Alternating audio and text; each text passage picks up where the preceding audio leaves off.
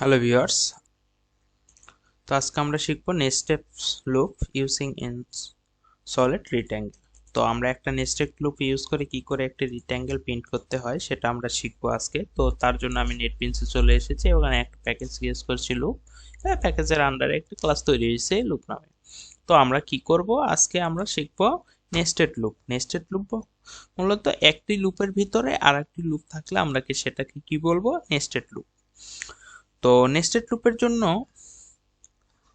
যেহেতু আমরা একটা রেক্ট্যাঙ্গেল প্রিন্ট করতে চাচ্ছি, তো আমি এটাকে ধরেছি কলাম, এটাকে ধরলাম রো।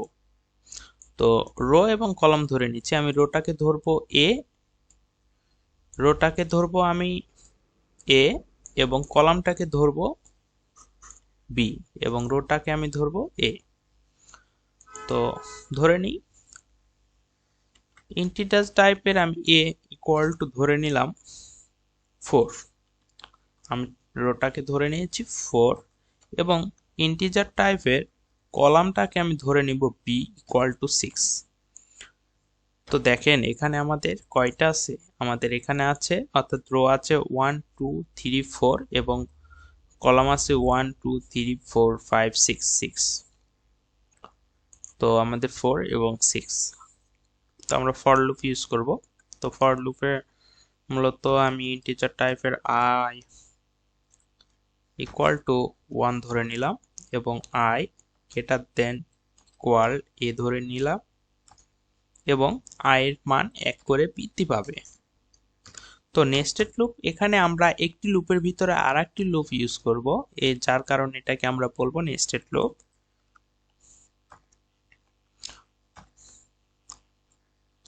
যে গ্রেটার দেন ইকুয়াল বি এবং জে এর মানটা 1 করে বৃদ্ধি পাবে। তো এখানে আমরা প্রিন্ট করব,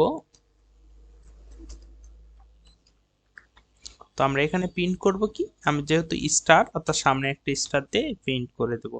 তো আপনারা অবশ্যই এখানে এলএন ইউজ করবেন না। এলএন যদি আমরা ইউজ করি তাহলে আমার লুপটা একের পর একটু লাইন ওয়াইজ হয়ে যাবে। তো আমরা এটা একটু দিয়ে দেখব একটু পরে। তো আমরা আগে প্রিন্টটা করে নেই, তারপর আমরা এটা দেখব।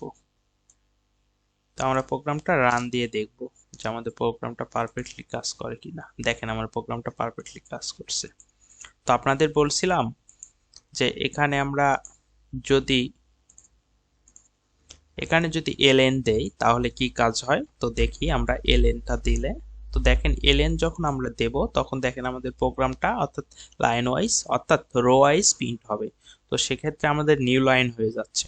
তো সেক্ষেত্রে আমরা তো সেটা চাই না। তো সেক্ষেত্রে আমরা এলএন ইউজ করব না।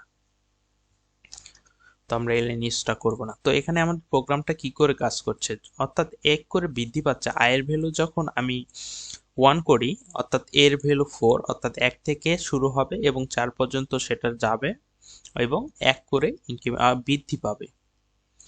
সাপোজ আমার 1 করে যাচ্ছে এবং 1 করে বৃদ্ধি পাচ্ছে, অর্থাৎ রোটা আমার 1 করে বৃদ্ধি পাবে এবং কলামটা কি হবে, প্রতিবার কলামে একটা করে বৃদ্ধি পাবে। আমাদের কলাম কত, আমাদের যতক্ষণ পর্যন্ত না আমাদের কন্ডিশনটা ফুলফিল হয়, অর্থাৎ এর ভ্যালুটা 4 এবং বি এর ভ্যালু। তো আমাদের প্রোগ্রামটা পারফেক্টলি কাজ করছে। তো ভিডিওটি ভালো লেগে থাকলে লাইক, শেয়ার এবং সাবস্ক্রাইব করবেন।